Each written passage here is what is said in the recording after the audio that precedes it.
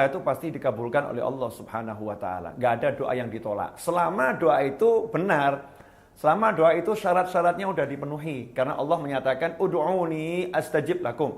Mintalah kepadaku pasti aku kabulkan. Panggil aku pasti aku jawab. Itu janji Allah Subhanahu wa taala.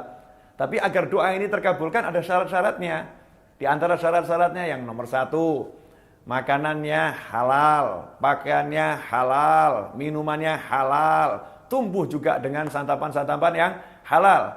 Dalam suatu ketika Rasul Muhammad SAW melihat ada orang itu yang dia berdoa padahal dia melakukan perjalanan jauh, perjalanan yang berat sampai pakaiannya itu berdebu, orangnya lusuh, tampak muka-muka yang wajah yang capek. Artinya ini seorang musafir, sedangkan doa musafir mustajab. Dalam kondisi yang seperti itu orang tersebut berdoa ya Rabbi, duhai Tuhanku sambil mengangkat tangan. Mengangkat tangan ini bagian juga agar doa terkabul.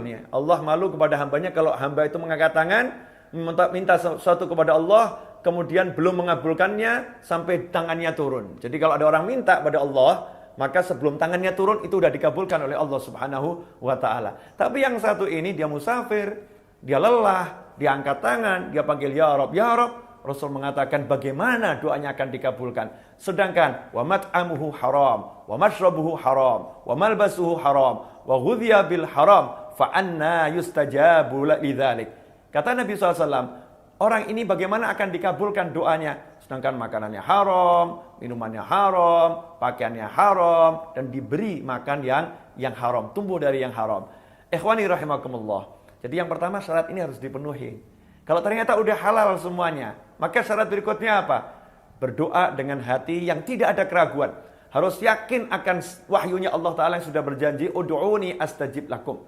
Berdoalah kepadaku, pasti akan aku kabulkan apa yang kalian mohon. Jangan ragu-ragu bahwasannya Allah akan mengabulkan doa Anda semua. Harus diyakini bahwasannya apa yang kalian panjatkan itu didengar dan diterima oleh Allah Subhanahu wa taala. Sebagaimana disebutkan oleh Nabi Muhammad sallallahu alaihi wasallam, Rasul bersabda, "Ud'ullaha wa antum muqinuna bil ijabah wa'lamu annallaha la yastajibu du'aan min qalbin ghafil lahin." Ketahuilah, Rasul telah bersabda, berdoalah kalian semua kepada Allah Ta'ala dan yakinlah Allah mengabulkan doa kalian. Wa'lamu, dan ketahuilah Allah tidak akan mengabulkan doa yang dipanjatkan dengan hati yang lalai, hati yang lupa. Doa yang seperti itu tidak dikabulkan oleh Allah. Jadi syarat yang berikutnya, yakin akan dikabulkan dan khusyuk. Ya, tidak dengan hati yang lalai. Kemudian yang ketiga, diawali dengan tahmid, puji-puji kepada Allah Subhanahu wa taala, diawali dengan sholawat dan diakhiri dengan sholawat. Karena doa yang tidak diawali dengan sholawat dan tidak diakhiri dengan sholawat tidak akan diterima oleh Allah Subhanahu wa taala. Doanya akan mengambang di langit, tidak naik kepada Allah Subhanahu wa taala. Kemudian yang keempat, doa tersebut pasti dikabulkan.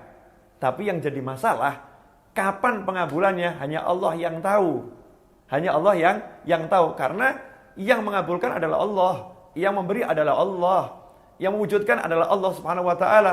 Kita jangan ngatur-ngatur Allah. Ya Allah, kenapa sih kok enggak dikabulin? Kan saya udah minta. Allah padahal udah ngabulin.